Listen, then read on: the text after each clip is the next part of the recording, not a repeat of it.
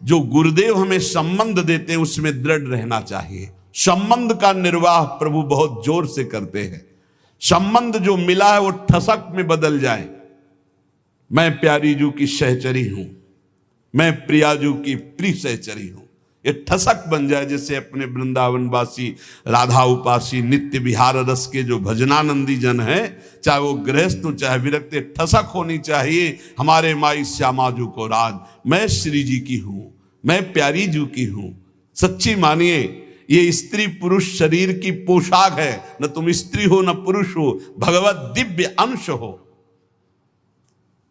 कैसे निर्वाह करते हैं संबंध का हमारे प्रियालाल श्री विट्ठलनाथ जी। कल आपने चर्चा सुनी श्री त्रिपुरदास जी की, उसमें श्री विट्ठलनाथ गोस्वामी जी का भी नाम आया था। श्री विट्ठलनाथ जी ठाकुर जी के प्रति वात्सल्य भाव रखते थे। मेरे लाला पुष्ट मार्गी, वात्सल्य भाव। जैसा भाव करोगे वैसे ही, ये यथा माम प्रपद्यन्ते तास तथैव भजाम्यहम् हम। ठाकुर जी के प्रति इनका पुत्र भाव था। मेरा लाला, जैसे नंद बाबा, ठीक ऐसा ही भाव श्री विट्ठलनाथ गोस्वामी जी का। एक बार श्री श्रीनाथ जी को दूध पवा रहे थे। ठाकुर जी ने एक घूंट पिया दूध और कटोरा ऐसे हटाते हुए कहा जय जय, क्या कमी रह गई दूध में? ठाकुर जी ने कहा बहुत मीठा कर दिया, मिश्री बहुत अधिक डाल दी, मुझसे पिया नहीं जाता। बड़ी मनोहार करी, आज पी लो कोई बात नहीं, क्योंकि पुत्र भाव है। ठाकुर जी ने बड़ा ऐसे करते हुए पिया। दूसरी बार भोग में आपने मिश्री कम मिलाई। ठाकुर जी ने एक घूंट पिया, ऐसे कर दिया। कहा जय जय, आज क्या कमी? कहा दूध तो एकदम सीठा कर दिया, फिर भी पी लो। थोड़ा ही कम तो मिश्री मिलाई, पहले वाले में आप कह रहे थे मिश्री बहुत अधिक है, इसलिए थोड़ी कम कर दी। बोले नहीं सीठा है, पी लो, आप पी लो। बहुत दुलार किया, दूध पी लिया। तीसरी बार जब भोग लगाया तो मिश्री अलग दूध अलग। लालजू ने कहा आपने ऐसा क्यों किया, मिश्री क्यों नहीं मिलाई? गोसाई जी ने कहा जब मेरे द्वारा मिलाई हुई मिश्री आपको पसंद ही नहीं आती, कभी कह देते हो बहुत मीठा है, कभी कह देते हो सीठा है, तो आज स्वयं मिला लो। तो हंसकर कहा कि हम मिलाने लायक हैं? हम आपके बालक हैं, बालक मिलाना क्या जाने? और दौड़ गए और गोद में बैठकर छाती से चिपक गए और कहा रूस गए क्या, मिला के पिलाओ, हम तो बालक हैं, हम थोड़ी मिला पाएंगे। ये था माम प्रपद्यन्ते, वात्सल्य भाव, मेरे पुत्र हो। तो वैसे ही ठाकुर जी गोसाई जी के हृदय से चिपक करके श्री श्रीनाथ जी कहने लगे मैं तो आपका बालक हूं ना। अशुभ प्रवाह होने लगा। ठाकुर जी ऐसे महान सुख देते हैं जो जिस भाव से। एक दिन मचल गए, सैया रचना करके जब शयन कराने को गए, कहा ये सैया ठीक नहीं है, दूसरी सैया ले आए। ये बिछौना ठीक नहीं है, दूसरा बिछौना ले आए। नहीं नहीं ये रंग मुझे पसंद नहीं, और रंग का बिछौना बिछा दिया। अब कितने बिछौना कितनी सैयाएं बदल दी लालजू महाराज बार बार, ये ठीक नहीं, ये ठीक नहीं। पसीना पसीना हो गए थे गोसाई जी। गोसाई जी ने कहा कि आपको कौन सी सैया पसंद आएगी, कौन सा बिछौना पसंद आएगा? बोले बताओ, तुम सैया बनो और तुम्हारी छाती पे हम सोएंगे, क्योंकि हम यशोदा मैया की गोद में ही सोते। अगर दिन में कभी अथाई में बाबा के पास गए तो उनके तोंद पे लेट के सोते। तो आप लेटो और आपकी गोद में हम। श्रीनाथ जी, श्री विट्ठलनाथ जी गोस्वामी जी की गोद में जैसे माँ की गोद में बच्चा, ऐसे श्रीनाथ जी सोए। एक दिन श्रीनाथ जी के सामने गिरिराज जी से बंदर आया, हु ऐसे किया, वो जैसे बंदर करते हु ऐसे, वो बड़ी जोर रो पड़े श्रीनाथ जी। और गोस्वामी जी सेवा में थे, तत्काल गोस्वामी जी के ऐसे गोद में चिपक गए और कहा बंदर मुझे डर लगता है। गोसाई जी ने कहा इस बंदर से डर लगता है? बड़े बड़े भयंकर बंदर, न जाने कितने महाबली बंदर और बड़े बड़े भयंकर राक्षस रामावतार में तुम कैसे मारे होगे राक्षसों को, और कैसे तुम्हारे साथ बंदर सेना थी, हमारी तो समझ में नहीं आता। ऐसे कह के मन में पर्वताकार बंदर, महाभयानक राक्षस हो, यहां छोटे से बंदर को देख के चिपक गए और डर करके कहते मुझे बंदर से डर लगता है। जब शयन करने गए तो ठाकुर जी ने शयन में कहा कि देखो गोसाई जी, एक ही भाव रखो, एक म्यान में दो तलवार नहीं होती। यदि पुत्र माना है तो केवल पुत्र मानो, अगर भगवान मानोगे ऐश्वर्य तो फिर पार नहीं पाओगे, हम ऐसा ऐश्वर्य दिखाना शुरू कर देंगे। अगर पुत्र माना है तो केवल पुत्र ही मानो, तो तुम्हारा बेटा बंदर से डरेगा कि नहीं? तो हम वैसे ही डर रहे हैं जैसे बेटा डरता है। और अगर ये कि भगवान ऐश्वर्यशाली, तो फिर पार नहीं पाओगे, हम इतना ऐश्वर्य दिखा देंगे। एक म्यान में दो तलवार नहीं रहती। गोसाई जी जगे एकदम और श्रीनाथ जी को देखा पास में, तो गले से लगा करके दुलार करते हुए वात्सल्य भाव। एक दिन चूड़ी पहनाने वाली आई,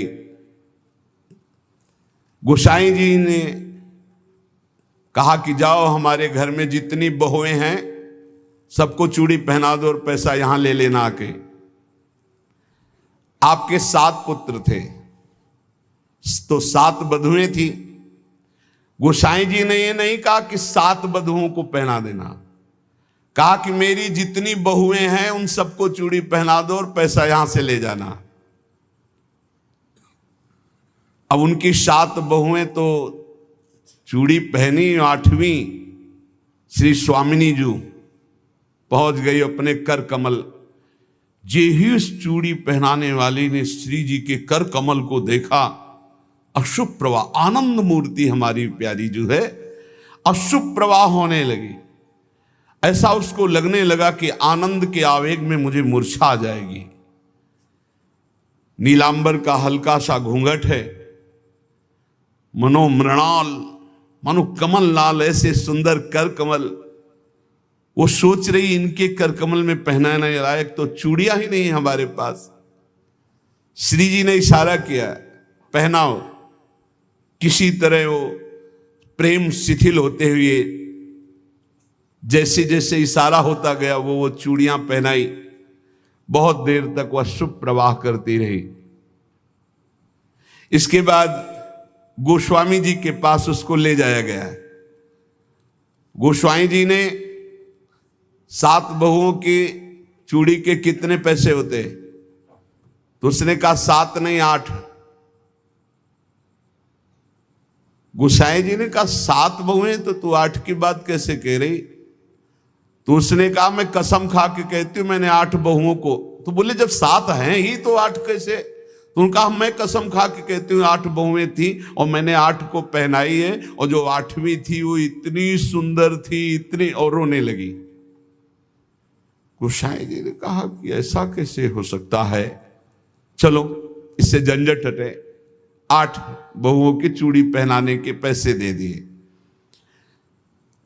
जब रात्रि में शयन किया तो श्री जी ने गोसाई जी से कहा कि उस चूड़ी वाली से क्यों झगड़ रहे थे? क्या आप प्रीतम लालजू को आप अपना पुत्र नहीं मानते? हाँ पुत्र तो है ही वो, हमारे मानने की क्या बात है। तो मैं कौन हूं, पुत्र बधू हुई कि नहीं? अगर आप कहते 7 बहुओं को पहना दो तो मैं कदापि नहीं जाती। आपने कहा मेरी सब बहुओं को पहना दो, तो 8वीं मैं हूं, मैंने ही धारण। श्री जी के इन वचनों को सुनकर गोसाई जी तत्काल उठे और बैठे बैठे रात भर रोते रहे कि लाडली जू कितनी कृपालु, कितना भाव स्वीकार करने वाली हैं। यहां एक बात ध्यान रखनी है कि गुरु प्रदत्त भाव के अनुसार, संबंध के अनुसार जब सेवा की जाती है तो बहुत जल्दी वो सेवा सिद्ध हो जाती है, आराध्य देव बात करने लगते हैं। भक्त की हर बात को प्रभु सुन रहे हैं। गोसाई जी ने कहा जाओ सब बहुओं को चूड़ी पहना दो, सुन रही ना श्री जी, इसीलिए चूड़ी पहनने गई। हमारा भाव दृढ़ होना चाहिए, भाव में कमी नहीं होनी चाहिए। जैसा हम भाव गुरु प्रदत्त करेंगे वैसा ही इष्ट देव अनुभव कराएंगे। जाकी रही भावना जैसी, प्रभु मूरत देखी तीन तैसी। एक अयोध्या में उमापति नाम के महापुरुष निवास करते थे। ये बहुत शास्त्रों के ज्ञाता और भजनानंदी महापुरुष थे। तो इनको अपने में भाव आता था कि मैं गुरु हूं राम लक्ष्मण भरत शत्रुघ्न का, ये मेरे पुत्र और शिष्य के समान है। तो ये जब मंदिर में जाते कनक भवन में, तो कनक बिहारी राम जी को ये माला खरीदते हो, पहन के जाते और अपना पहना हुआ माला देते कि राम जी को और लक्ष्मण जी को पहना दो। और सीता जी के लिए कहते कि आधा दरवाजा मोड़ दो, पर्दा कर दो, बहू है हमारी। ये रोज ऐसा करते। पुजारी वैसा ही कहते, जैसा ही कहते, क्योंकि महापुरुष थे उमापति जी। पर वैष्णव जन संत जनों को अच्छा नहीं लगा कि भगवान को अपनी पहनी माला पहनाते हैं। सब वैष्णव जन खिलाफ हो गए और कहा ऐसा नहीं हो सकता, भगवान केवल तुम्हारे नहीं कि तुम आकर अपनी प्रसादी माला भगवान को पहनाते हो। तो उन्होंने कहा यदि आप लोग ऐसा कहते हो तो हमारी बात सुन लीजिए। गुरु के सामने शिष्य कभी अमनिया माला पहन ही नहीं सकता, और हमारे शिष्य हैं। बोले हम तुम्हारी इन बातों को नहीं मानते भावुकता की, लेकिन कल से आप ठाकुर जी को अपनी प्रसादी माला नहीं पहनाएंगे। वो अमनिया माला लेके आए 10 और कहा लो पहनाओ। तो जो राम जी के गले में डालते टूट के गिर जाती, लक्ष्मण जी के गले में डालते टूट के गिर जाती।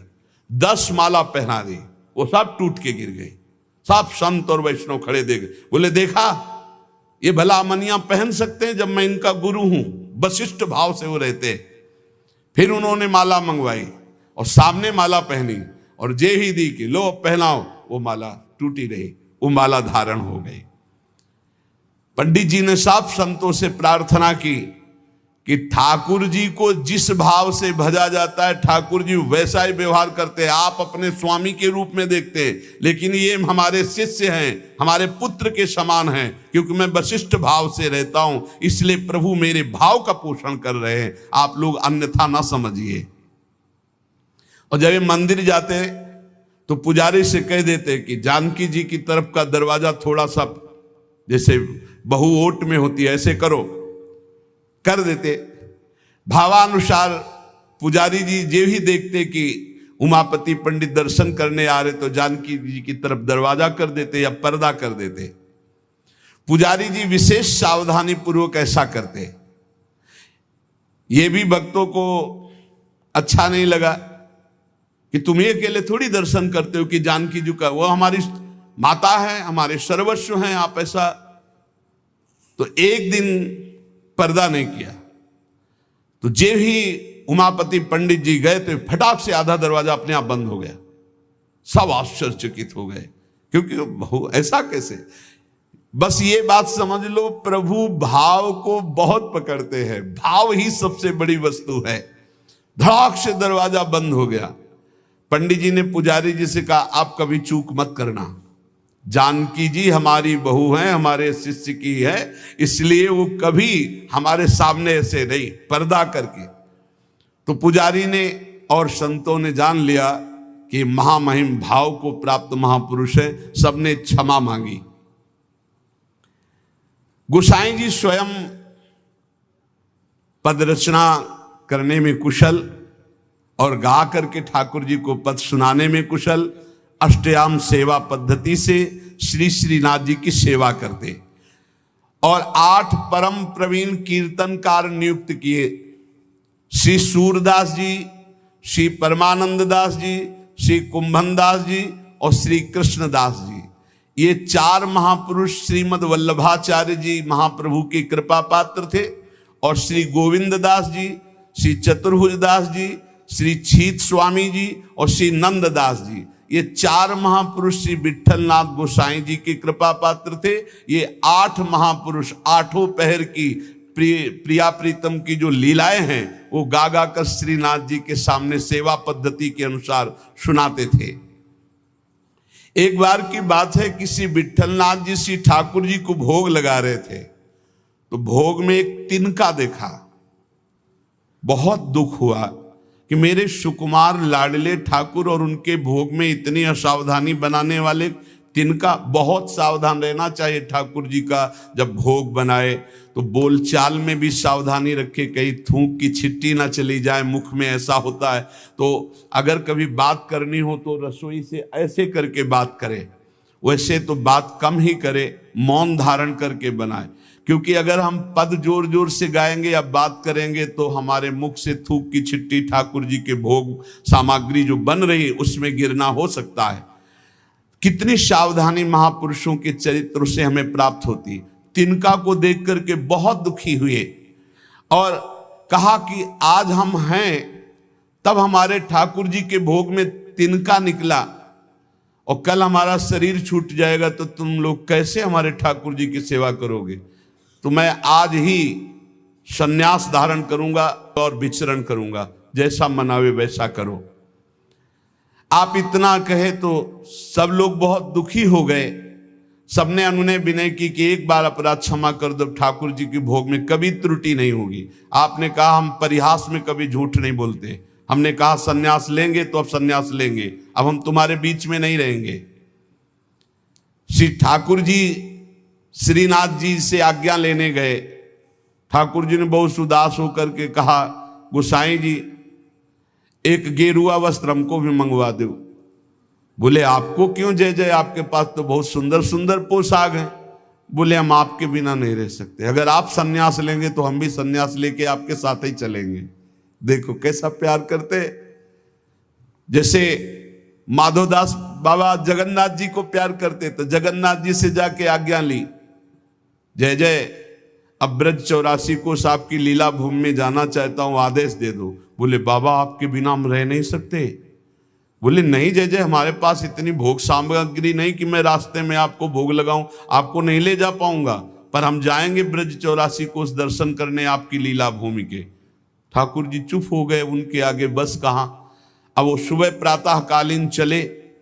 अब सुबह सुबह ही इतनी भूख लग आई तो उन्होंने कहा आज तक कभी ऐसी भूख नहीं लगी। तो एक माई थी तो उससे कहा माई बहुत भूख लगी, कुछ मिल सकता है। तो बोले बाबा अभी बना देती हूं।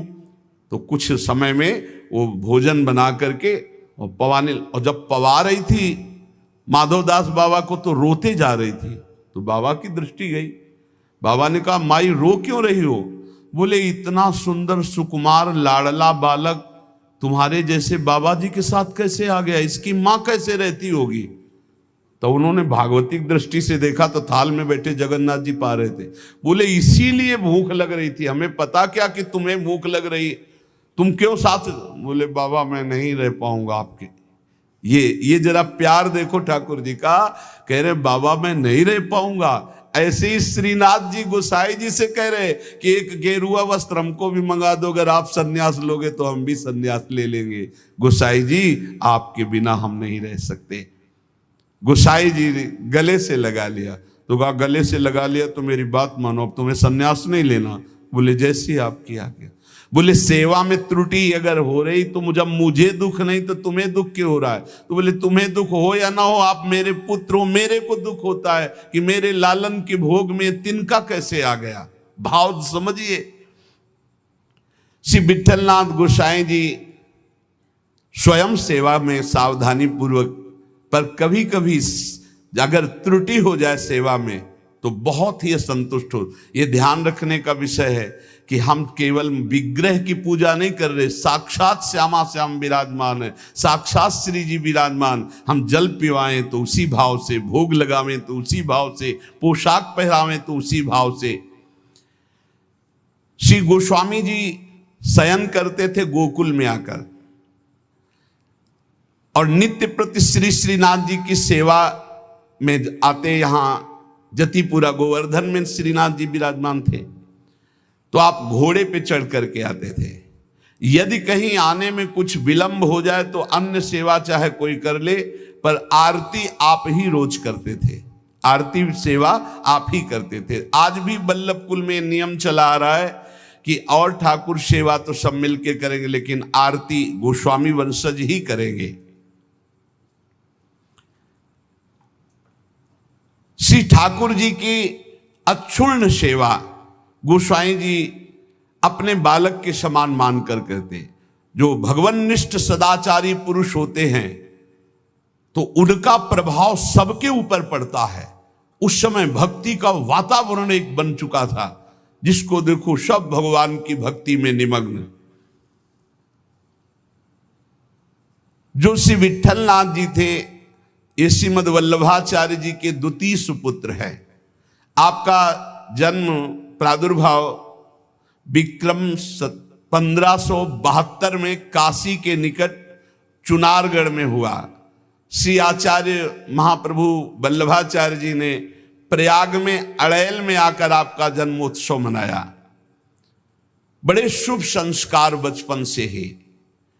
आचार्य महाप्रभु जी के निरीक्षण में आपने समस्त शास्त्रों का सम्यक अध्ययन किया और गृहस्थाश्रम में प्रविष्ट हुए। आपकी 2 पत्नियां थी, रुक्मिणी जी और पद्मावती जी। श्रीमद वल्लभाचार्य महाप्रभु जी के गोलोक गमन के अनंतर उनके ज्येष्ठ पुत्र श्री गोपीनाथ जी, ये द्वितीय पुत्र से श्री विट्ठलनाथ जी।